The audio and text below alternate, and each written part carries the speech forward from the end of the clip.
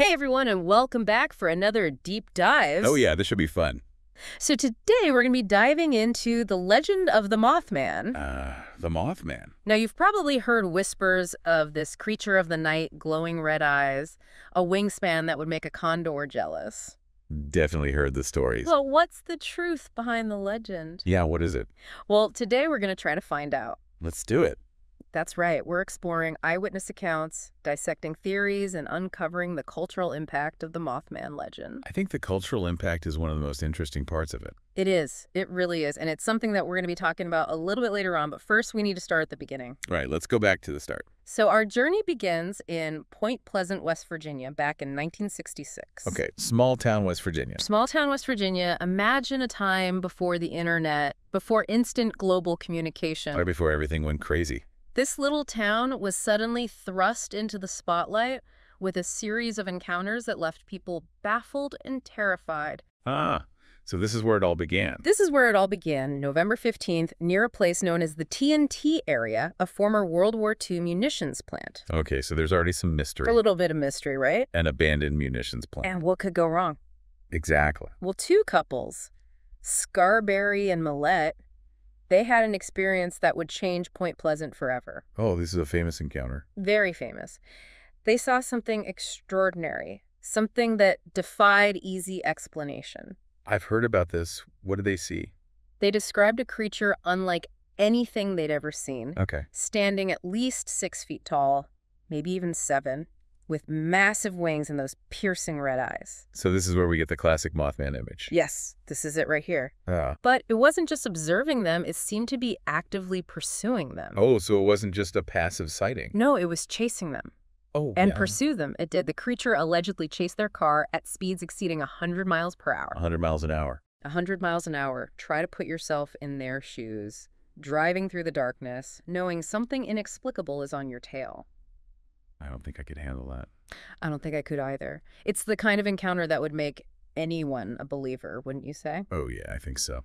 But they weren't alone. Just days before, a group of grave diggers working in a nearby cemetery reported a similar sighting, a man-like figure with wings. So multiple sightings already. Multiple sightings, and we're just getting started. Oh, boy. These early sightings occurring in such close proximity, they quickly ignited what we now know as the Mothman panic. The Mothman panic. The Mothman panic, over the next year, the number of reported encounters skyrocketed. So it wasn't just these two couples. Not at all. Over 100 sightings. Oh. Over 100 sightings, imagine that. 100, that's a lot. And while details varied, certain commonalities emerged. Okay. The large winged humanoid, the glowing red eyes, the ability to move with incredible speed and agility. So there's definitely a pattern here. There's a pattern, but of course the authorities tried to offer rational explanations. They always do. They always do. Mass hysteria was a popular theory, especially given the heightened Cold War anxieties of the time. Yeah, it was a tense time. People were on edge looking for threats, both real and imagined. So maybe they were just seeing things? Maybe they were just seeing things or misidentified birds. That's another classic. That's another classic, especially large ones like sandhill cranes.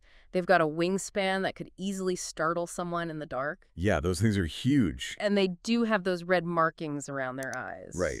But a crane isn't 7 feet tall. That's a good point. These weren't just fleeting glimpses. These were prolonged encounters, sometimes lasting several minutes. So people were getting a good look at this thing. They were, and many witnesses were familiar with the local wildlife.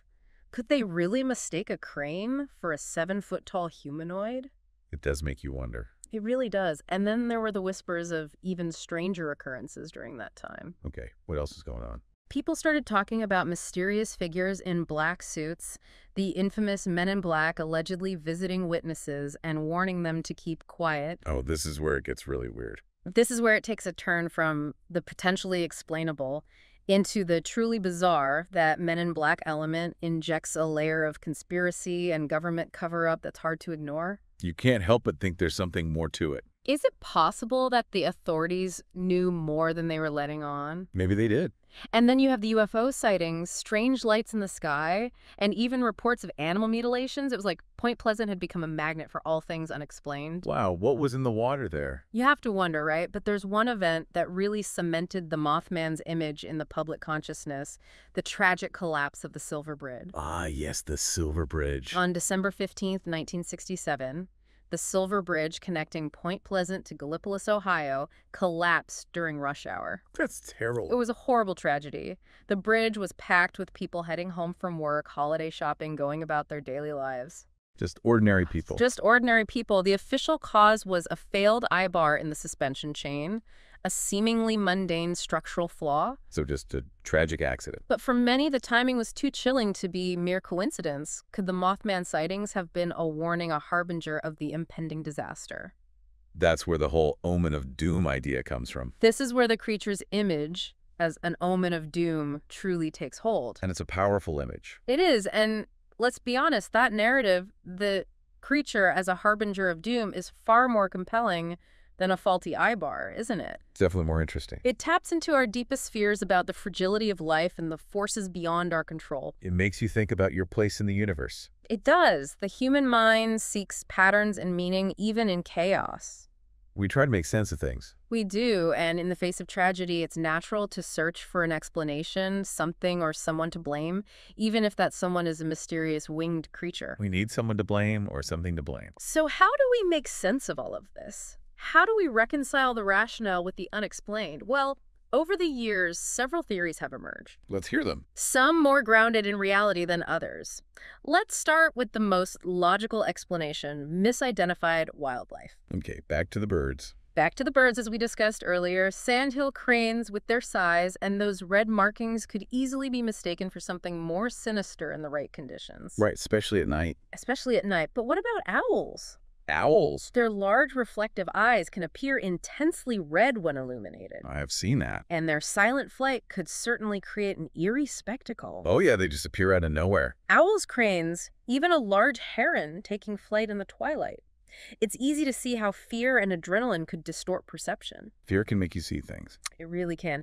And that brings us to another theory: mass hysteria. Ah, the classic. The classic. Think about the context. It's 1966, the height of the Cold War. Fears of nuclear war are rampant. Duck and cover drills every day. Add in a few strange sightings, some media attention, and suddenly you have a perfect storm for rumors and anxieties to spiral out of control. People feeding off each other's fear. It becomes this self-perpetuating cycle. You hear about the creature, you're on edge, and every shadow, every rustle in the trees becomes the Mothman. So everyone's seeing Mothman everywhere. But those explanations, while plausible, don't satisfy everyone. What about those who believe there's something truly otherworldly at play?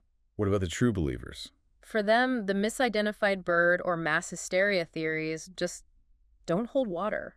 They point to the Mothman's glowing eyes, its seemingly effortless flight, and its ability to evade capture as evidence of something beyond the realm of known animals. So something truly unknown. Something truly unknown. So if we're stepping outside the realm of the ordinary, where does that lead us?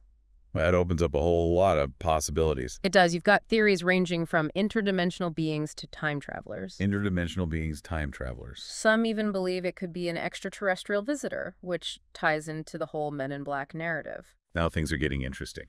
Right, and let's not forget that Mothman-like sightings have been reported in connection with other disasters around the world, like Chernobyl and even 9/11.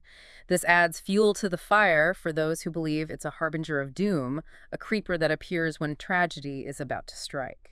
So the Mothman isn't just a local phenomenon. It raises a fascinating question. Why are we as humans so drawn to these connections, even if they defy logic?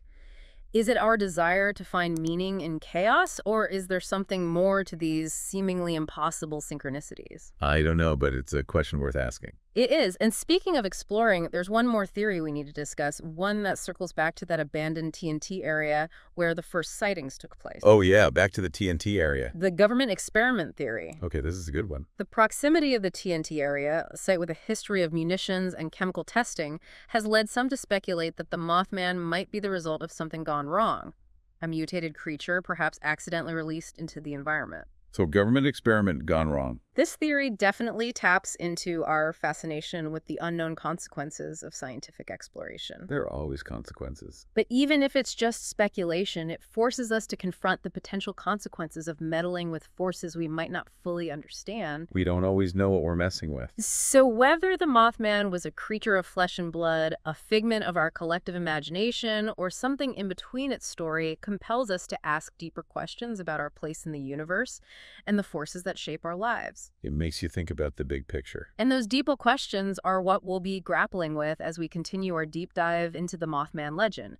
We've laid the groundwork, explored the initial encounters, and delved into some of the leading theories, but there's still so much more to uncover, wouldn't you say? Oh yeah, we're just getting started. The Mothman story didn't end in Point Pleasant. It took flight. It took flight, and that's precisely where we'll pick up in part 2 of our deep dive. We'll be exploring the cultural impact of the Mothman legend.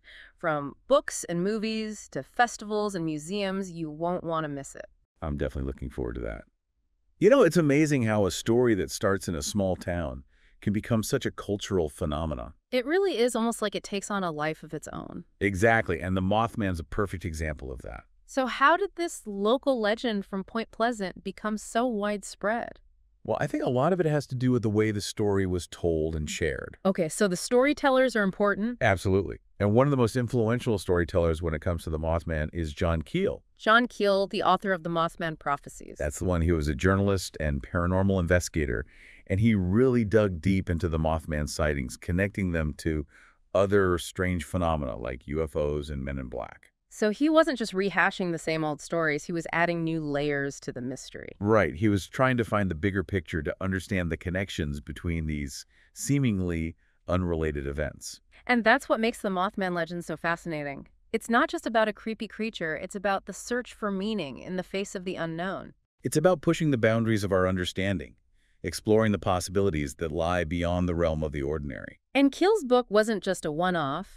It had a lasting impact on the way we view the Mothman legend. Oh, absolutely. His work laid the foundation for countless other books, articles, and documentaries. And of course, we can't forget the 2002 film adaptation, The Mothman Prophecies. Oh yeah, Richard Gere battling the forces of darkness. That movie brought the Mothman legend to a whole new audience. It introduced a whole generation to the mysteries of Point Pleasant. And it also shifted the focus a bit, putting more emphasis on the prophetic element of the story. Right, the idea that the Mothman was a harbinger of doom, a warning sign of impending disaster. Which is a pretty terrifying thought. It is, but it also taps into our fascination with the unknown, our desire to understand the forces that shape our lives. And that fascination goes beyond books and movies. Point Pleasant itself has embraced the Mothman legend. Oh yeah, they've turned it into a local attraction. They have an annual Mothman festival that draws thousands of visitors. A whole festival dedicated to a creature that's often associated with doom and gloom. It's like they've reclaimed the narrative, turning the Mothman into a symbol of their town. And why not? It's a unique part of their history, They even have a Mothman museum. with all sorts of exhibits and artifacts. And let's not forget the iconic 12-foot-tall Mothman statue in the town square. Complete with glowing red eyes. It's a testament to the enduring power of this story, how something that started as a local mystery has become a global phenomenon. It really speaks to our collective fascination with the unexplained. So, after diving deep into the sightings, the theories, and the cultural impact, what can we say about the Mothman legend? Well, I think it highlights the human need to make sense of the world around us, even when faced with the inexplicable. We crave explanations, patterns, connections, even if they're more metaphorical than factual. It's how we make sense of things. And the Mothman legend provides a framework for exploring those connections, those possibilities that lie just beyond our grasp. It's a reminder that there are still mysteries out there, things we may never fully understand. And that's okay. Sometimes the most compelling stories are the ones that leave us with more questions than answers. They keep us guessing, keep us engaged, keep us coming back for more. So as we wrap up this part of our deep dive, I want to leave you with a question. Okay, I'm listening. Do you think there's something about the specific time period, the 1960s, that contributed to the rise of the Mothman legend? That's an interesting question and one that we'll explore in the final part of our deep dive. The 1960s were a time of great social and political upheaval, a period marked by both progress and anxiety. Could those anxieties have manifested themselves in the form of the Mothman? It's a theory worth considering. We'll leave you with that thought as we prepare to uncover the final layer of this fascinating mystery. Join us for part 3 as we explore the possible connections between the Mothman legend and the sociocultural climate of the 1960s. All right, so we're back, and we're ready to uncover this final layer of the Mothman mystery. Yeah, this is where it all comes together. And as we promised, we're going to be taking a closer look at the 1960s, the decade that gave birth to this enduring legend. Right, because it wasn't just any decade. It was a time of major change. Major change, major upheaval. Socially, politically, everything was in flux. And it makes you wonder if that sense of uncertainty, that feeling of things being out of control, if that contributed to the rise of the Mothman. It's definitely possible. I mean, think about it. The Mothman is often seen as this harbinger of doom, right? Right, this creature that appears before disaster strikes. And in the 1960s, there was a lot of anxiety about potential disasters. Oh, absolutely. The Cold War. The threat of nuclear annihilation. It was a constant weight on people's minds. And then you had the Vietnam War, escalating social unrest. It was a time of great turmoil. So maybe the Mothman legend was a way for people to process those anxieties, to give them a tangible form. Like a focal point for their fears. Exactly. Instead of just feeling this vague sense of dread, they could point to this creature, this Mothman, and say, there's the source of our unease. It's a way of making the abstract more concrete. And maybe gaining a sense of control over it. Right, because if you can identify the threat, even if it's a supernatural one, you feel like you have a better chance of dealing with it. And we can't forget the role of the media in all of this. Oh yeah, the media definitely played a part. Television was becoming more and more widespread, bringing images of war and conflict into people's homes. So it's a constant reminder of the dangers out there. Exactly. And that constant exposure to negativity could have primed people to see the world as a more dangerous, unpredictable place. It's like they were already on edge, just waiting for something bad to happen. And then the Mothman appears this creature that seems to embody all of those anxieties, those fears of the unknown. So it's almost like a self-fulfilling prophecy. In a way, yeah, the media creates this climate of fear, and then the Mothman legend emerges as a tangible manifestation of that fear. But the Mothman legend isn't just about fear, is it? No, definitely not. There's also this element of wonder, this sense of mystery that draws people in. Right, it's not just a monster, it's something more than that. It's something that challenges our understanding of reality, something that makes us question what we think we know about the world. And those questions, those mysteries, that's what keeps the legend alive. It's what makes it so compelling, so enduring. So even though we've explored the sightings, the theories, the historical context, we may never know for sure what the Mothman was. And that's okay. Maybe the not knowing is part of what makes it so fascinating. Because it allows us to keep speculating, keep exploring, keep searching for answers. And those answers may not be out there, but the journey itself is what's important. Exactly. It's about the pursuit of knowledge, Yeah. the exploration of the unknown. And ultimately, it's about keeping that sense of wonder alive. The sense that there's still magic out there in the world. So to all of our listeners out there, keep those minds curious and those eyes open to the mysteries that surround us. Because you never know what you might find.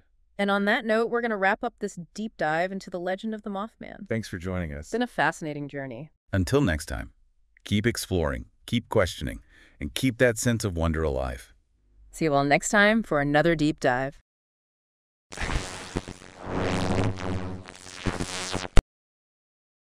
Thanks for listening to today's podcast. The West Virginia Media Lab is all about celebrating our state and its people, businesses, stories, news, and folklore. If you love West Virginia like we do, be sure to comment below, then subscribe, like, and hit the notification bell to stay connected. Until next time, stay wild, wonderful, West Virginia.